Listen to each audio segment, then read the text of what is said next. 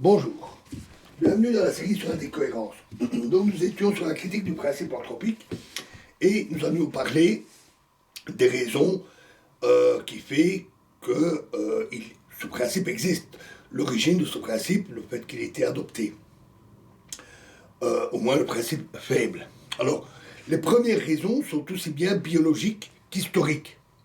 L'être humain n'a qu'une vue très restreinte de l'univers qui nous entoure. Même géographiquement, notre vue ne s'étend pas au-delà de l'horizon. Nous ne pouvons voir qu'un très faible nombre d'étoiles avec nos yeux, et les objets microscopiques nous échappent. Nous ne voyons pas les atomes ou les microbes. Nous ne voyons pas les infrarouges, les ultraviolets, les ondes radio. Nous ne pouvons, le spectre visible n'est qu'une toute petite partie du spectre électromagnétique.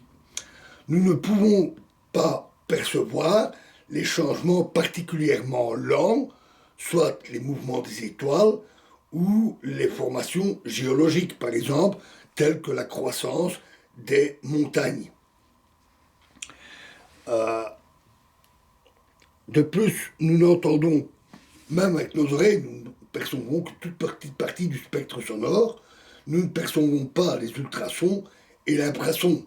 Et la plupart des gaz nous sont invisibles et inodores, tels que l'oxygène, l'azote, le monoxyde de carbone, le gaz carbonique, l'hydrogène, etc.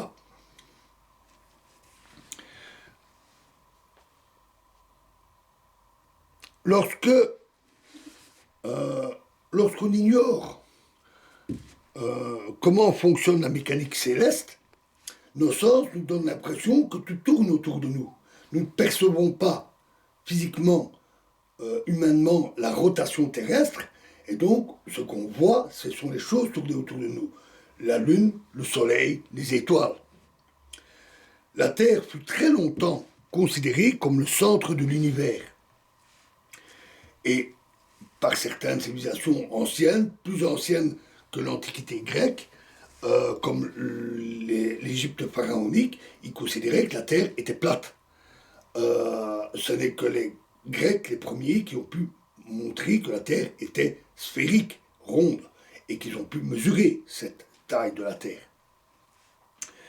Il a fallu du temps. Les Égyptiens, par exemple, utilisaient des bateaux, mais ils n'allaient jamais très loin, juste la Méditerranée.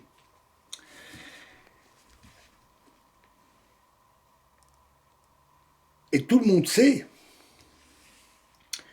que la révolution de Copernic et de Galilée, qui a donné au Soleil la place centrale au lieu de la Terre, cette révolution s'est faite dans la douleur, face au dogme de l'Église.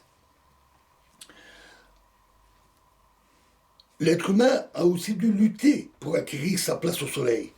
C'est une lutte incessante et qui n'est d'ailleurs pas terminée, contre les prédateurs, les maladies, les forces de la nature et même contre lui-même. Face à cette adversité et à l'inconnu, ses préoccupations se sont surtout centrées sur lui-même. Et il s'est construit des mythologies et des religions pour se rassurer, mais aussi pour se guider et pour donner des explications à ce qu'il ne comprenait pas, formant ainsi des jeux de croyances parfois très difficiles par après à surmonter. Et toute cette cosmogonie a bien entendu été centrée sur lui-même. Depuis ces époques anciennes, l'homme a appris que le monde s'étendait bien au-delà de son horizon. Il a appris que le monde, à construire des instruments de mesure, télescopes, microscopes, capteurs les plus divers, qui lui permettent de voir ce que ses sens limités lui interdisaient jusqu'alors.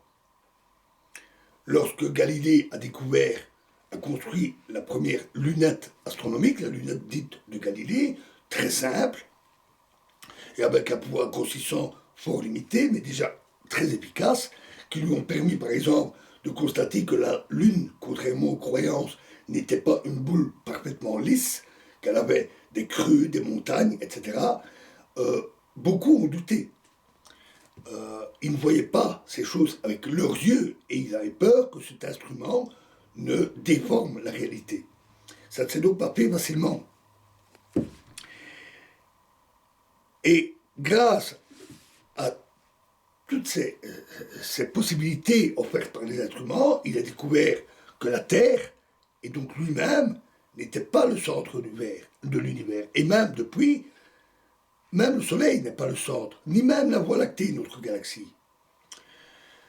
Ce rejet du centralisme est même devenu pratiquement un dogme. Toute position, toute conception donnant un rôle central à l'univers est souvent considérée dans la Terre, par exemple, est souvent considérée comme sulfureux. Bien que ce dogme ne doit évidemment pas être absolu, puisqu'il serait absurde de nier le rôle central de l'être humain dans des disciplines comme la médecine, la sociologie, l'économie, ou pire encore, en ethnologie, qui est l'étude des êtres humains. Et il se peut que le désir de retirer le rôle central à l'être humain ait même peut-être fait du tort à certaines disciplines. Je m'avance peut-être un peu, parce que je ne veux pas trop m'avancer sur un terrain que je ne maîtrise pas, mais l'économie, par exemple, a son homo economicus. Être rationnel, parfait, agissant toujours au mieux de ses connaissances pour déterminer le choix de ses actions économiques, est en fait un être bien éloigné de nous. Et c'est peut-être un tel exemple de rejet de l'humain, du raisonnement. Actuellement, les théories économiques, depuis un moment d'ailleurs maintenant, font d'énormes efforts de rapprochement avec des disciplines comme la sociologie et la psychologie pour mieux intégrer les comportements irrationnels des individus qui n'agissent pas toujours uniquement dans un but de perfection économique et qui sont en plus soumis à de très nombreux biais cognitifs. Par contre, en physique, qui est vraiment le sujet ici bien entendu, en physique, ce rejet du centralisme est tout à fait justifié.